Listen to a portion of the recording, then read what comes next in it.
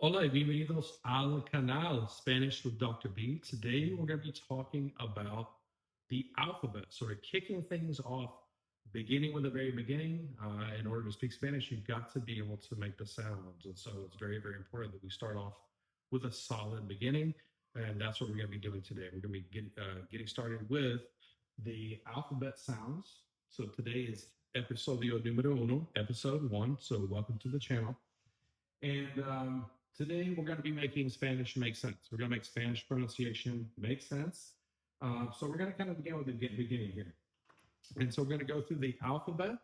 And pretty much in Spanish, the alphabet is the same letters as we use in English. It is the Latin alphabet, the Roman alphabet that has existed since the Roman days. And so today we're going to be learning these sounds. I'm going to start over here at the very top and go through the alphabet sounds with you. And if you would, repeat after me. A, B, C, D, E, F, G. So this one, we pronounce that as G in English, but in Spanish, it's actually G, kind of like an H sound. H, which interestingly enough, in Spanish, you'll never pronounce that letter at all. The H is always going to be silent, no matter what. Although when we spell it out, we do say the actual letter, and it's H. So H. E, J,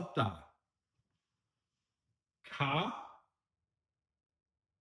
L, M, N, N, O, and we kind of like sort of round your mouth when you make that sound. You go O, P, Q, A. And actually, I forgot a letter there. So we actually have a double R in Spanish. And so when you see a double R, you essentially will pronounce that word. You're going to trill the R, right?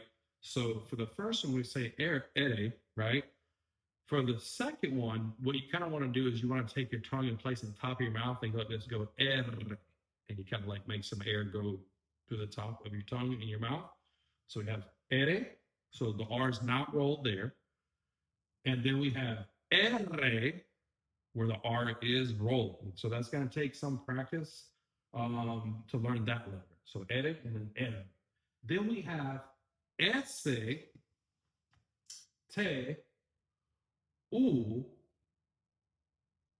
and then we have the next sound is V, and then we have doble V, which as you can kind of see here, so we have V, which is one, V, and then we have doble V, or someplace say V doble, but doble V, right? And then we have X, Y, which means the Greek I in Spanish. So we got that letter from the Greek language, Y, theta. Now, Latin Americans and those in the southern part of Spain, the Canary Islands, and Andalusia will pronounce this like with an S sound, right? So the zeta. I learned my Spanish in Mexico, so we'll say it as zeta. But in Spain, at least in the northern 2/3 of Spain, they say this letter as theta, right? As like a TH sound, okay?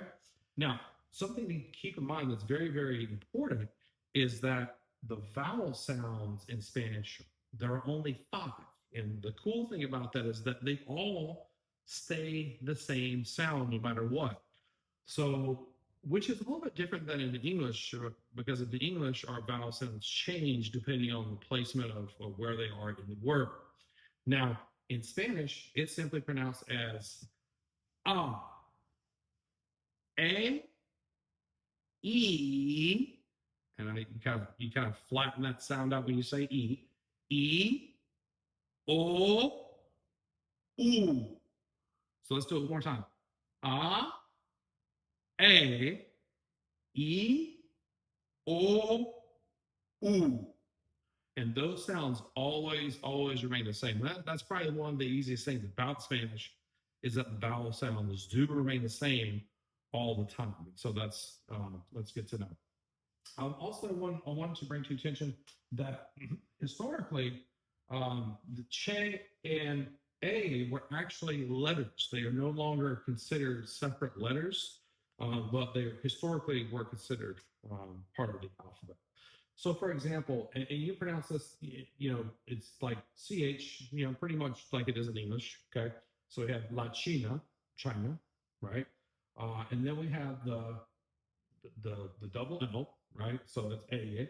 And this is kind of pronounced similar to an Y. It's pronounced like a Y sound, right? Because it is a semi-vowel. So for example, we have, I put a word here, una llama, right? Una llama has two meanings in Spanish. One is the animal that you know, okay? And then we have una llama, which is also a flame, right?